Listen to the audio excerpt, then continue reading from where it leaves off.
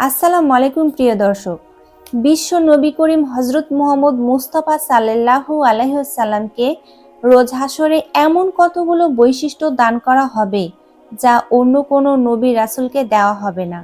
তিনি বারবার বলেছেন, এটা আমার গৌরবের কথা নয়, বরং এজন্য আমি পরম দয়ালু আল্লাহ তাআলার দরবারে শুকরিয়া জানাচ্ছি। প্রিয় দর্শক, কিয়ামতের দিন যে 5 প্রকার মানুষের সুপারিশ করা হবে, আজ সেই বিষয়গুলো নিয়ে আলোচনা করব। আশা করি আপনাদের ভালো লাগবে। প্রথম, হাসরের ময়দানে মানুষ অতিষ্ঠ হয়ে খুব শীঘ্রই হিসাব নিকাশের কাজ শুরু করার জন্য সকল নবী করিমদের কাছে যেতে শুরু করবে।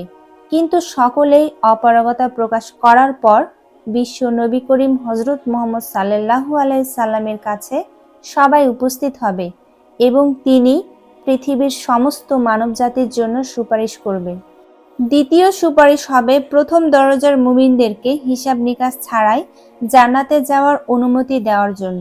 এটাও আমাদের নবী করিম সাল্লাল্লাহু আলাইহি সাল্লামই করবেন। তৃতীয় সুপারিশ হবে যারা অপকর্মের জন্য জাহান্নামে যাওয়ার উপযুক্ত হয়ে পড়েছে তাদেরকে ক্ষমা করে দেওয়ার জন্য। এই সুপারিশ আমাদের নবী রাসূল সাল্লাল্লাহু আলাইহি সাল্লাম করবেন। চতুর্থ সুপারিশ হবে যে সকল গুনাহগারদের জন্য যাদেরকে জাহান্নামে দাখিল করা হয়েছে তাদেরকে জাহান্নামের আগুন থেকে মুক্তি দেওয়ার জন্য আরজি পেশ করা হবে। আম্বিয়ায়ে কিরাম এবং ফেরেশতারা এই জন্য সুপারিশ করবেন। পঞ্চম সুপারিশ করা হবে যাদেরকে জান্নাতে দাখিল করা হয়েছে তাদের মর্যাদা আরো বাড়িয়ে দেওয়ার জন্য। রাসূল সাল্লাল্লাহু আলাইহি ওয়াসাল্লাম বলেছেন, আমার কাছে আল্লাহ তাআলার কাছ থেকে এক দূত এসে জানালেন যে আল্লাহ তাআলা আমাকে দুটি প্রস্তাব দিয়ে পাঠিয়েছেন। এই দুইটির মধ্য থেকে যে কোনো একটি গ্রহণ করতে হবে।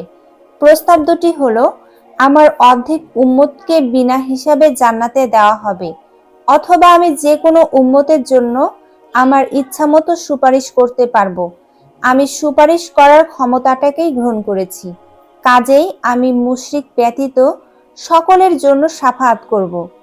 নবী করিম সাল্লাল্লাহু আলাইহি ওয়াসাল্লাম চিন্তা করলেন যে অর্ধেক উম্মতকে বিনা হিসেবে জান্নাতে দেওয়ার পর বাকি অর্ধেকের জন্য আমি কিছুই বলতে পারবো না, কাজেই সুপারিশের ক্ষমতা নেওয়াটাই সমীচীন হবে যাতে আমি সকল উম্মতের জন্য আরজ করতে পারি। অতএব তিনি তাই গ্রহণ করেছেন। হযরত আবু হুরায়রা রাদিয়াল্লাহু তাআলা আনহু বলেন যে নবী করিম সাল্লাল্লাহু আলাইহি ওয়াসাল্লাম বলেছেন, আল্লাহ তাআলা সকল নবী করিমদেরকেই একটি বিশেষ ক্ষমতা দিয়েছেন, তা এটাই যে তাদের একটি দোয়া অবশ্যই কবুল করা হবে।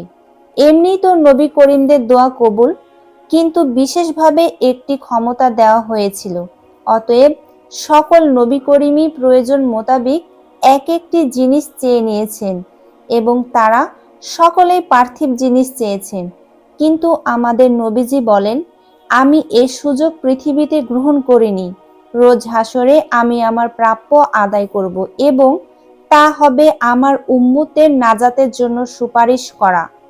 তিনি আরো বলেন, মুসলমানদের মধ্যে এত অধিক লোক জাহান্নামে যাবে যার হিসাব আল্লাহ ছাড়া আর কেউ জানেন না। যে সকল লোকেরা আল্লাহর নাফরমানি করার জন্য জাহান্নামী হবে, এরপর আমি আমার উম্মতের জন্য সিজদায় পড়ে কাঁদতে থাকব। তখন আল্লাহ তাআলা বলবেন, হে আমার প্রিয় বন্ধু, আপনি মাথা উঠান, যা ইচ্ছা চান, আমি আপনার দাবি পূরণ করব। আপনি সুপারিশ করুন, আপনার সুপারিশ কবুল করা হবে।